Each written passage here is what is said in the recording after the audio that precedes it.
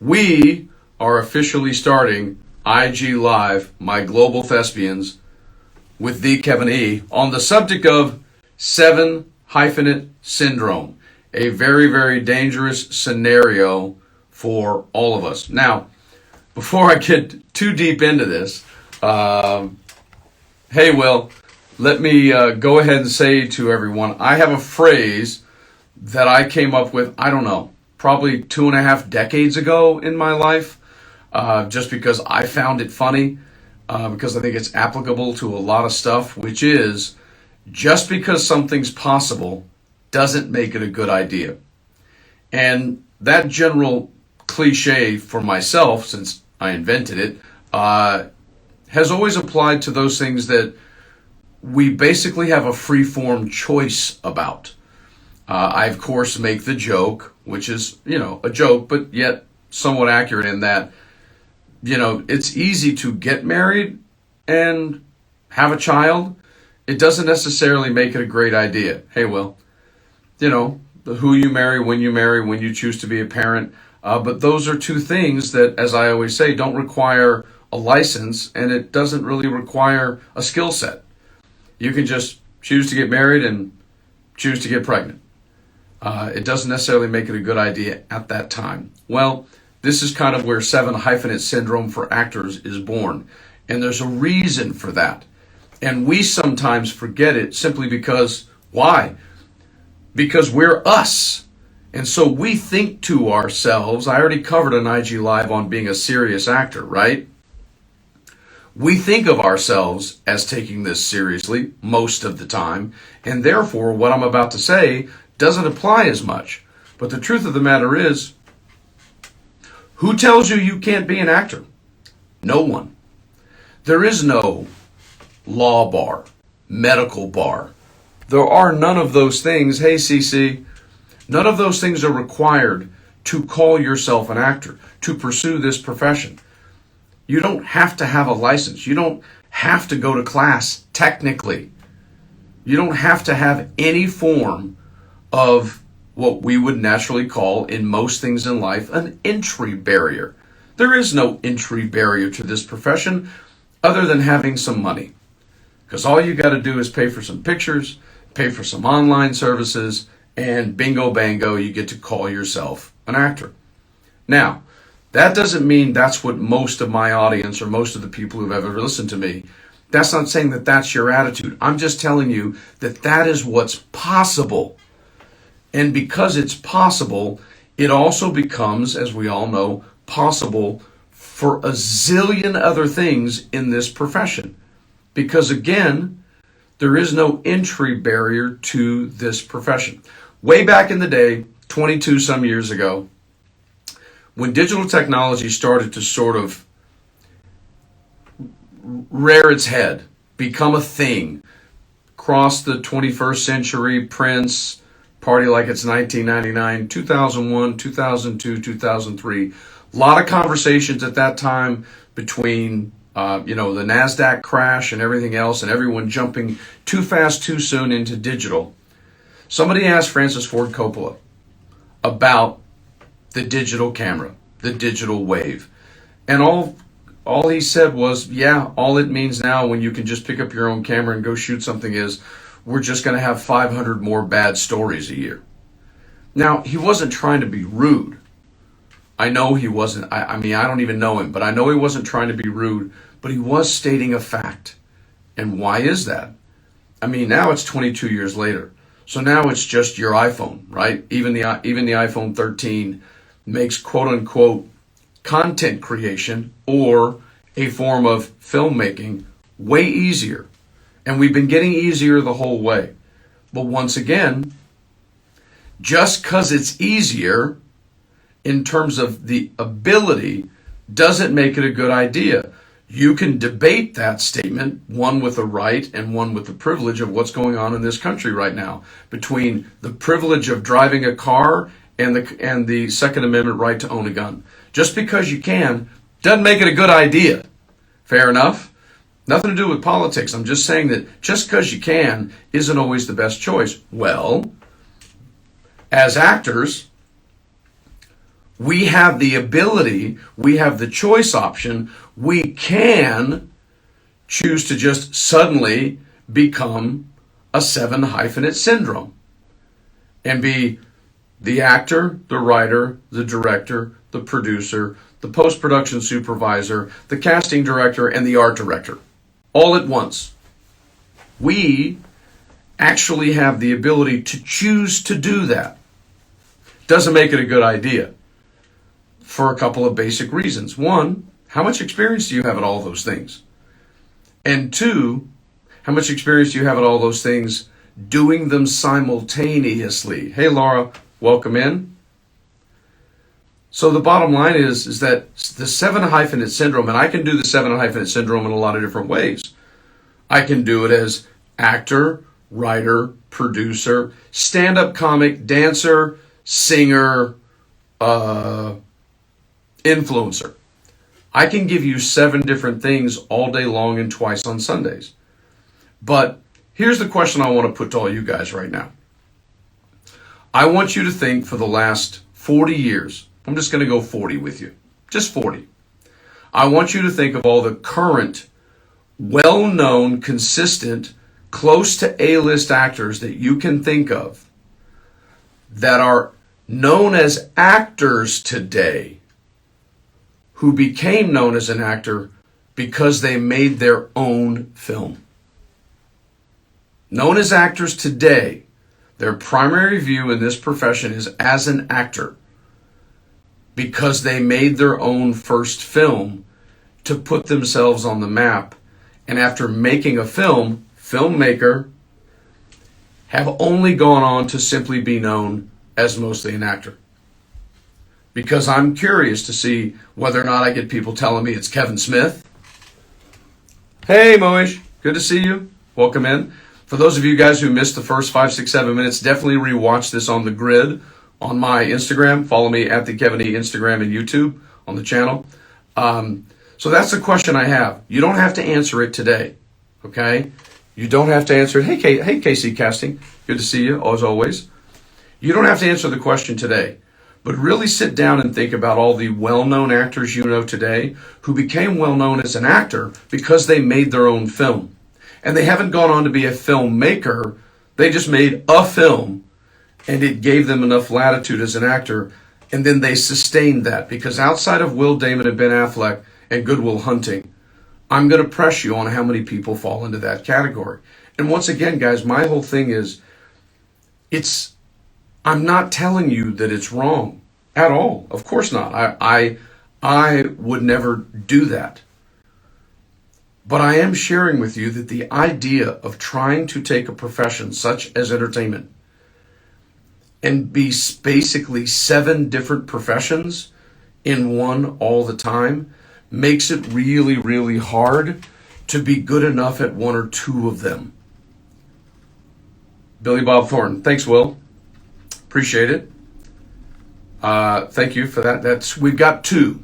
I would agree with you, by the way, Will. I agree with you. From Billy Bob Thornton, from Sling Blade, to then just going on and not spending a lot of time making a bunch of movies. Well said. Thank you, Will. And we've come up with 2. Out of what, Will? 1 million? So this is what I'm saying is I'm not telling you by any means you shouldn't do it. I'm not saying that it's wrong. I am sharing with you with all respect to all of those people, the people that I know who just write. That's all they do. To the people who just have focused on producing, of which I have a few actor friends who've made that transition, and that's all they do. They don't even put themselves in stuff anymore because it's hard. This is I did a thing on the triple threat on being a singer, dancer, actor. Man, there are very few people, and you see it all the time. People go back to what, the old phrase, go back to your roots. If they started out as a singer and got a couple of movie roles, can't get hired anymore, they go back to singing. So I'm not telling you not to do it. What I'm sharing you with is, which is what the title of this IG Live is, which is syndrome. It's because over the last 22 years, in my opinion, what I have seen as a guy who spends most of his time on camera, is we've created a belief system that you have to diversify yourself in terms of your professional industry skill set. Jeannie's in the house. Wow, look at that. That's crazy town for me. Hey, Jeannie. We have convinced ourselves that unless we become an influencer and constantly create contact, we have convinced ourselves that unless I go make my own film, that I can't get anywhere. And I will simply, respectfully continue to disagree. Because if you ever go down the road, or you know someone who has, of making their own project, and I've said it a zillion times before, and I will continue to say it again, if you're going to produce, write, direct, star in, and then complete a short film or a feature-length film, if you record all your time on what you spent in front of the camera as an actor, I'm telling you it will be less than 2%. I'm not telling you that that's wrong. I'm not telling you you shouldn't do it. I'm sharing with you to understand that that's what having to do all of those hyphenates causes for us. Because all of those other things take an immense amount of focus. That's all I'm sharing with you. I'm not saying anything else. And I've tried to say to my fellow actors, and people like Alana, who've been listening to me since, Alana? 2007, 2008, you've known me for 15, 16 years. I've told people all the time, you can create some great, especially today, that's where you use technology to your advantage. You can create an amazing 2-minute demo reel for yourself to help yourself with the number one tool, not my pencil, that we need as an actor. You don't have to go make a short film. You don't have to go make a feature film. You can put down some great content that's just demo material. You don't have to go down that road, because you have to understand that emotionally, mentally, and egotistically, if you go, well, if I'm going to go shoot some demo material, Kevin, I may as well shoot a short film. Okay, I absolutely 1,000,000,000% get that argument. Totally get it. But you guys all stop right now while you're listening. And again, for all those who came in late, please, by all means, watch the whole thing on the grid so you hear what I said from the beginning. But I'm going to ask you guys this, stone cold. If you go make your own short film or you make a feature-length film, then what happens after you cut it? After it's done, lock picture, bingo, bango, we all have and or feel, and I understand it, the natural obligation and the natural requirement to do what? Go out and promote that as a thing. This is what we have to do. So when you start looking at all the post-production and all the post-marketing and all the post-efforts to do what? Get your short into festivals along with the cost and the time of the applications. Get yourself into all of these things. You may wind up spending another 6 to 12 months of time because you made a thing, as opposed to just getting some tremendous demo reel content made. That's my point. That's where 7 hyphenate syndrome can get us into trouble. I used to do this thing, and Alana knows this from way back in the day. I had a topical discussion at the Actors Network called Addicted to Theater. And it used to piss off all my theater friends. And it wasn't about putting theater down at all. It was just simply that theater was something that in lots of ways was easier to book or get hired to do. And it takes a lot of time because of, rehearsal and tech and the run, and then the post-performance depression syndrome with all your friends afterwards and blah, blah, blah. It wasn't anything against theater. Of course not. I've done theater. I've nothing against it at all. But the truth of the matter of fact, I just had an audition request for a show at the Geffen, and I was out of town. I couldn't do it. I'm sorry. Wasn't out of town. I'm going to be out of the country, and I couldn't do it. My dear friend Phyllis Sharinga called me in for a show at the Geffen, and I couldn't even audition for it. So nothing against theater, but it's the amount of time. So you have to understand, once you make a widget, a full-blown widget known as a film or a short, look at all the obligation you feel to do after that. So the concept of 7 hyphenate syndrome is simply because it's possible for us. No one can stop you from going and making your own shit. I'm certainly not going to try and stop you. I'm just sharing with you, to have a really tremendous tool as an actor, you don't necessarily have to go make a film. And when you go into doing that and you're doing it hand to mouth, which most of us do, you're putting yourself in the position of being a 7 hyphenate syndrome. And when you don't have any practice at those skills, I mean, everybody knows the old joke in Hollywood that every single out-of-work actor has a script idea. And I, again, know people. My dear friend Elaine Lowe, who was a lifetime member of the Actors Network, has transitioned from on camera to being a writer, has just finished working on 2 shows as a staff writer. But that's all she put her time into for the last 5 years. That's what I'm trying to say, because it's tough out there. You got people who just do one thing. You know, it's one of those realities of our profession. And I'm going to go you one further on this. I'm going to give you an example because I happen to be a complete Westworld fan. I've done 2 shows for J.J. Abrams, so it's time for me to start bugging J.J. to have me on Westworld. So the reality is, yeah, Don, I'm not disagreeing with you that being an actor with a disability puts an extra onus on you. I do agree with that. I understand that to create some attention for yourself, having to go out and make your own stuff maybe necessarily was helpful to you. But again, once you do it once or twice, you don't have to keep doing it. Once you utilize it as a tool. But I'm going to give you guys an example because I have a really big domino theory about this. If you go down the road of being a really successful writer, Bob Odenkirk, who is the lead in Better Call Saul, never did any acting performing. He was just known as a writer, just known as a funny guy. And it wound up leading him, just based on people knowing him and being successful in this industry. When Better Call Saul came up, they were like, that guy's perfect for this. So I have a domino theory, but I'm going to give you an example. The example I'm going to give you is Sir Anthony Hopkins. Okay? We all know who he is. And I'm going to share with you that going all the way back to Caine Mutiny or going back to Magic, which is, to me, one of his greatest films that no one knows. Will, you might like that. Go find Magic in black and white with Anne Margaret and watch that with Anthony Hopkins.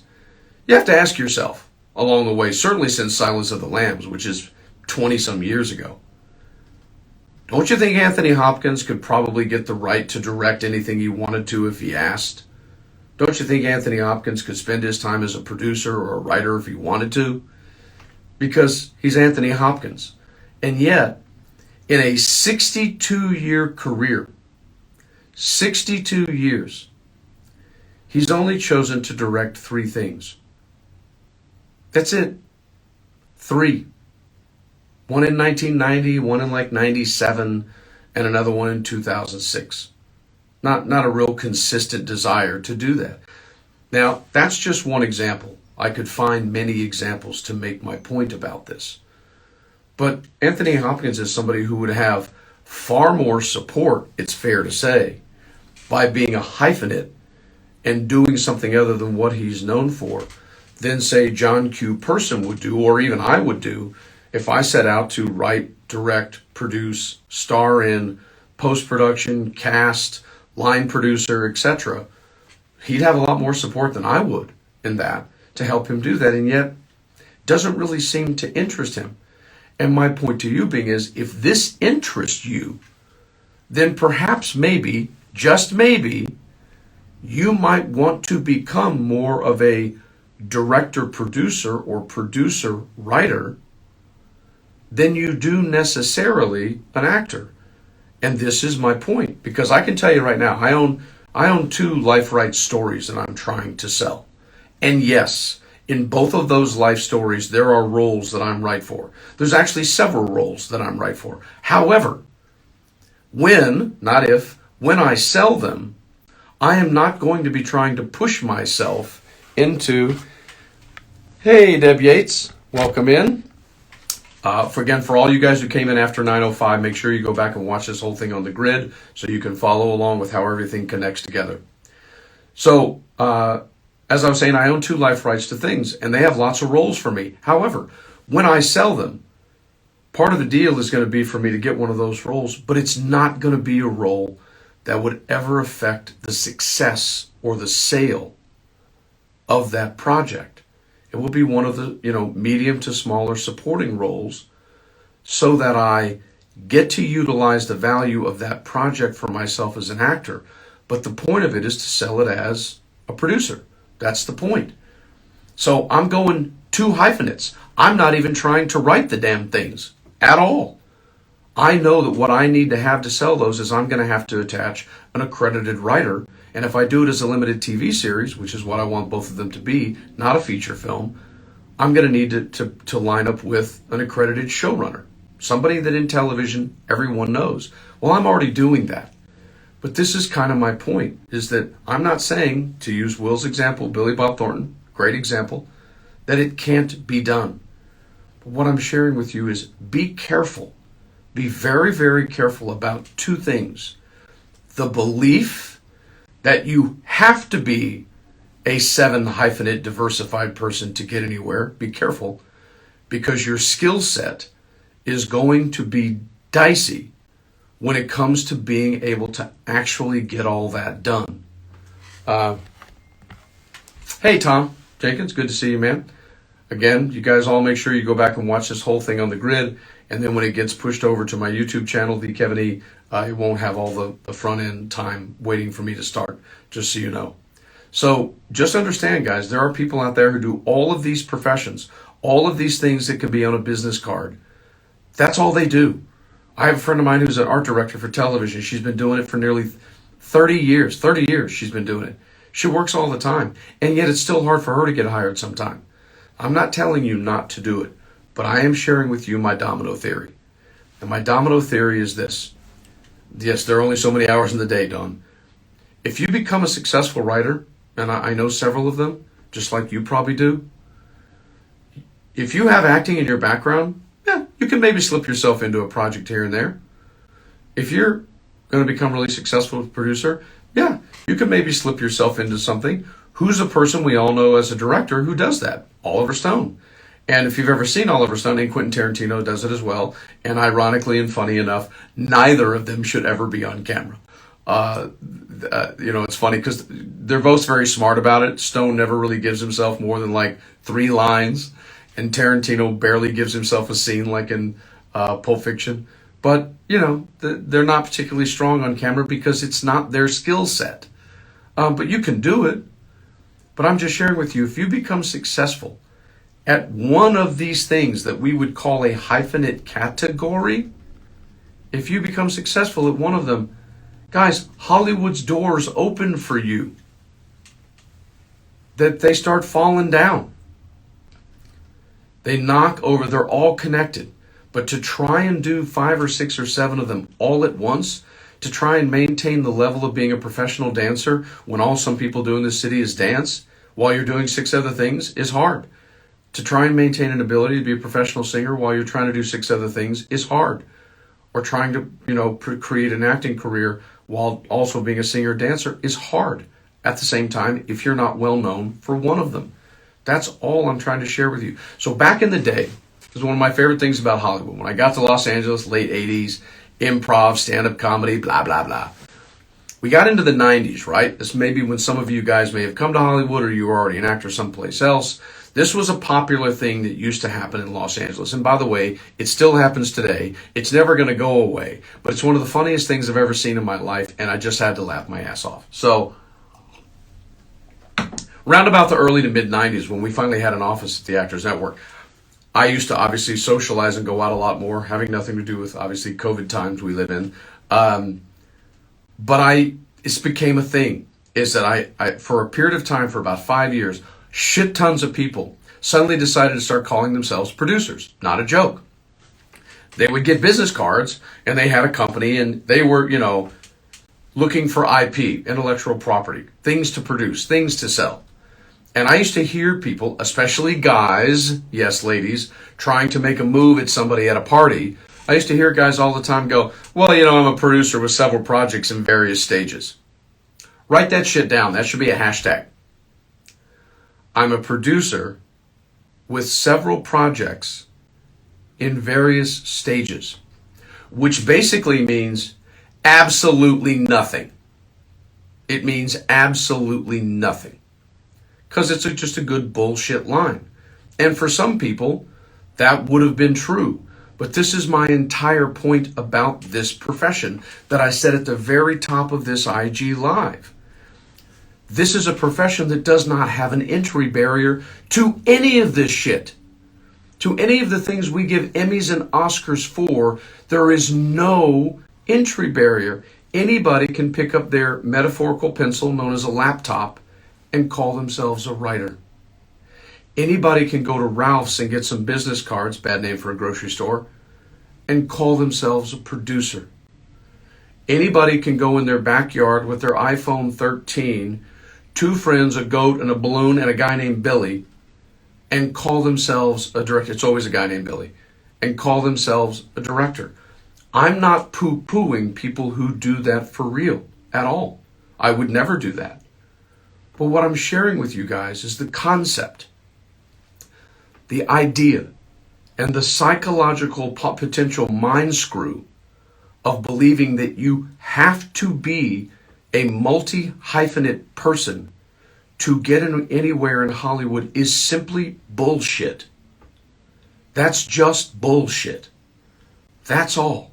And you are liable to drive yourself further into a space of negativity or further into a space of not being able to get anywhere if you're not careful. These last few sentences that I'm saying basically sums up the reason why for 31 years I have talked to my fellow community. Because we are artists. I'm a complete Piscean goofball. But I have a really strong left brain from the way that I grew up. So I'm pragmatic and I'm practical and I'm organized and I do game plans and business plans and all that shit. All meanwhile just, wanting to make folks laugh and also wanting to educate and assist. So when it comes down to the 7 hyphenate syndrome, guys, just be careful. Because the truth of the matter is, and I said this already when I covered nepotism just a few weeks ago, is that build your own nepotism. Maybe find somebody who's really serious and actually talented who wants to be a writer. Maybe find somebody early in their life at film festivals, etc., who's really smart, sharp, together, organized, dialed in, that they just want to produce.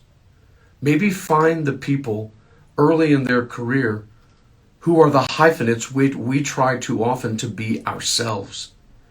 And build your own, not literal, but metaphorical, nepotistic production team. And when you want to maybe go do something, have some support from them to actually accomplish it, as opposed to trying to do it all yourself. Because while I love the fact, thank you, Will, again, that you came up with Billy Bob Thornton, because you are correct, pretty much everything since then, not everything, but pretty much has been him as an actor, which is great. The reality is, it almost doesn't occur, ever, that somebody gets known by doing their own film or project as an actor and then just continues on as an actor. Most of the folks who do that usually always default back to producing, writing, or directing. Most of them. 99 point whatever percent. So that's all I'm saying, guys. Just be careful about feeling obligated to be a 7 hyphenate syndrome. Seek out people who are the other hyphenates, who would be a tremendous support staff and team for you to have in your professional world. And also always remember, my real point to this, ultimately, is as a performer, there is no question, it's been the case for 20 plus years, 98, 99, right around there. I'll finish up on this as we're getting close to 30 minutes. The most important tool we can have is a demo reel. And it only needs to be 1.5 to 2 minutes long. It just has to kick freaking ass. And the belief to go out and self-create, self-produce demo reel content means that you then have to go ahead and turn that into a short film or a full-length feature, again, is abject bullshit. You don't have to. Because when you're done with the demo content, it's just for your demo reel and you can focus on marketing it. You don't have to worry about going and dealing with film festivals or getting some investor their money back who helped you get that thing done. Okay?